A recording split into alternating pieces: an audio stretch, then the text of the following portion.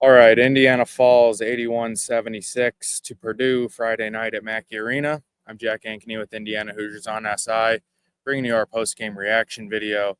And just right off the bat, wanted to say that that was just a great college basketball game in general, kind of what the sport really, um, lives off of. When you have the in-state rivalry, you have an arena like Mackey that was just on fire all night, packed crowd, the back and forth ending and um, two teams that you could really tell wanted this one, and it goes in Purdue's favor at the end, which, if you sort of want to boil it down to late game executions, that's sort of what it came down to. It felt like um, Indiana took a 76-75 lead with a Trey Galloway floater at about the 29-second mark, and Galloway was great, I thought, in the second half, kind of in that pick and roll game with Ballo.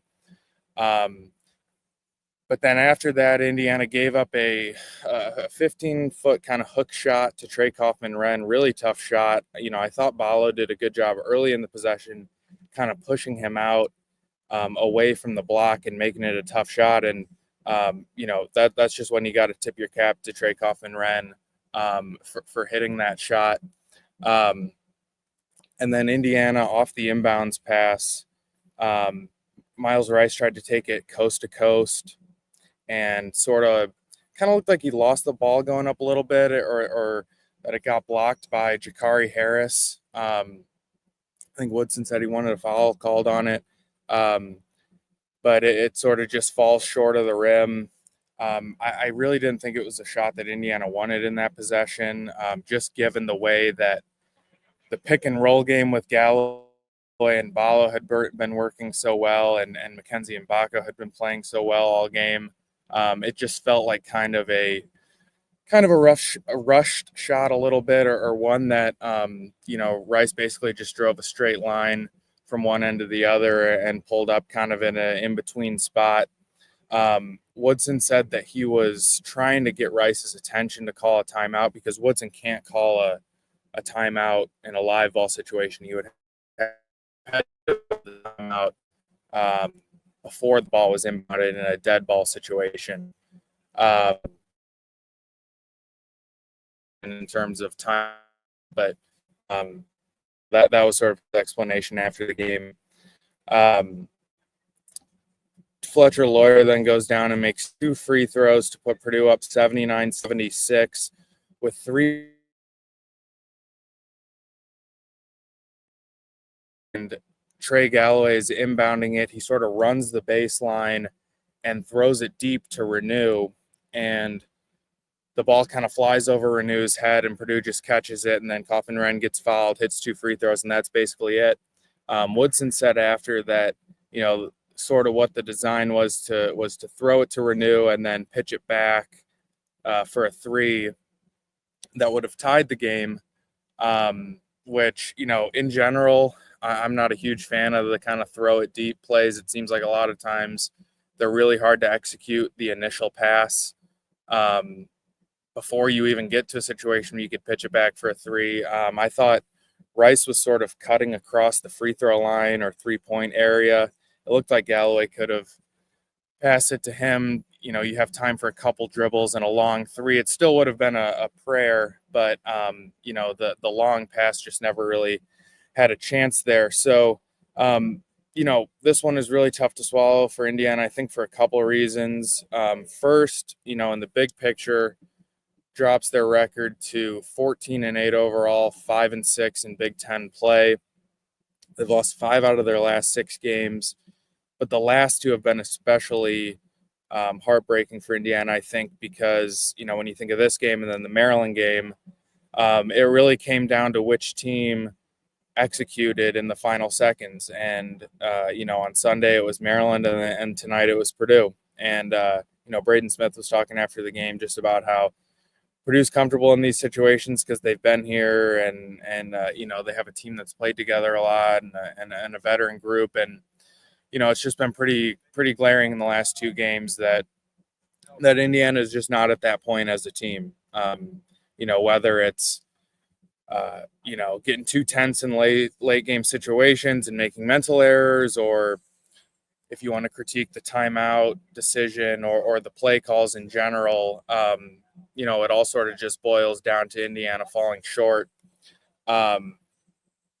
in kind of heartbreaking fashion again. And this would have been definitely Indiana's best win of the season. Purdue's ranked number 10 in the country. I think they were number 9 in the net and first among Big Ten teams. And Indiana doesn't really have any quality wins this season in terms of teams that are guaranteed to make the NCAA tournament. So it would have been huge for Indiana's just overall resume, but sort of just let it slip away in the end. Just sort of looking at the game in general, it was pretty back and forth for most of the first half. Indiana got up by as many as 6 points there before Jakari Harris kind of made a shot there at the end.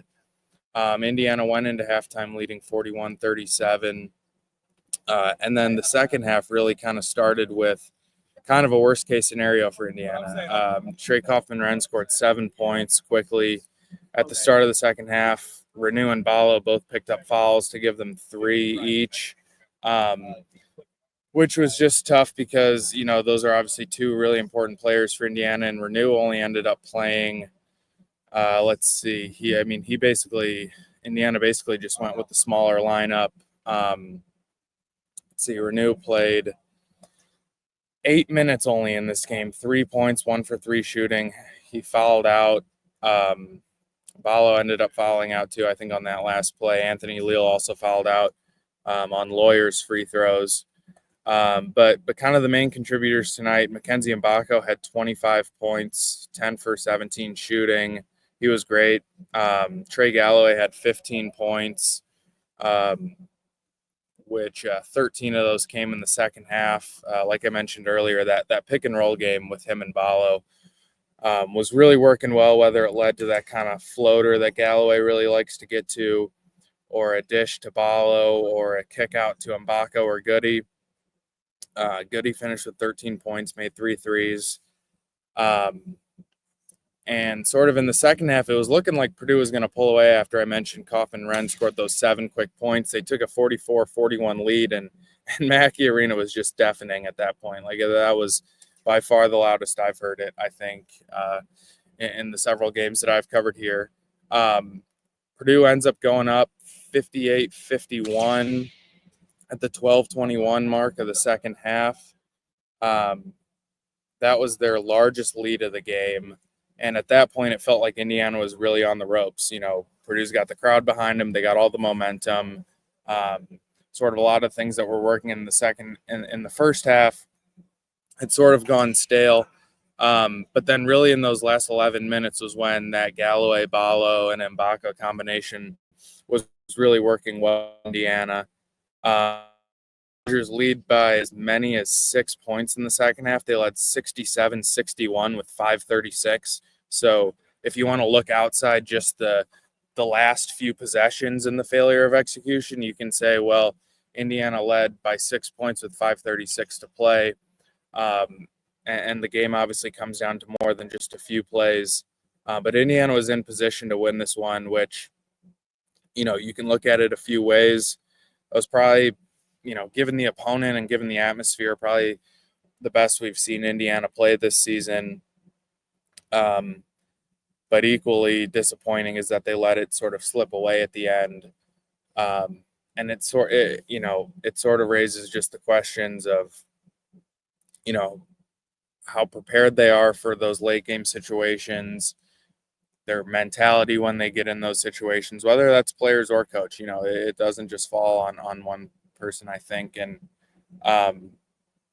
Indiana's fallen short in back-to-back games like that. So for Purdue, it was really Trey Kaufman-Renn and Braden Smith. Those have been their 2 guys all season. Braden Smith, 24 points, 11 for 21 shooting. Trey Kaufman-Renn, 23 points. Fletcher Lawyer played pretty well too, 15 points, 4 for 10 shooting. I thought the 2 real killer stats for Indiana, they went 9 for 16 at the free throw line, which is their second lowest percentage of the season, and tied for the 3rd fewest total free throws they've made in a game this year.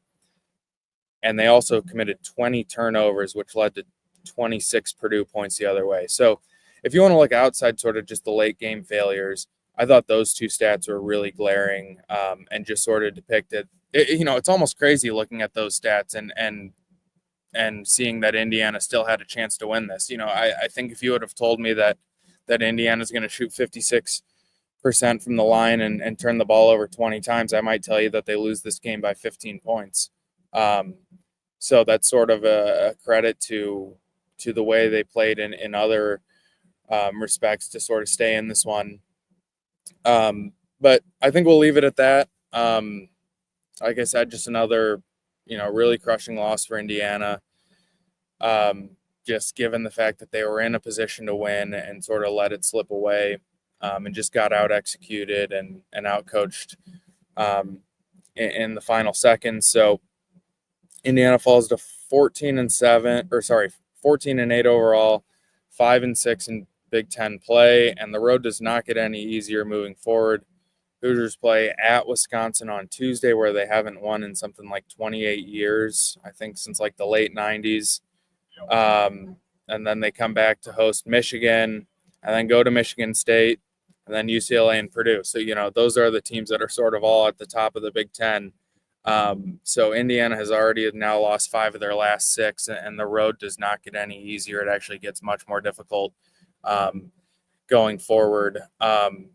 So, sort of just when you look at this game, and not even just the wins and losses, but it's got to be tough to move on sort of mentally from these last 2 games, and just sort of move past that frustration from letting 2 games sort of slip away at the end. I think we'll wrap it up there. I've been Jack Ankony with Indiana Hoosiers on SI with our post-game reaction video, and we'll talk to you Tuesday after Indiana's game at Wisconsin. See ya.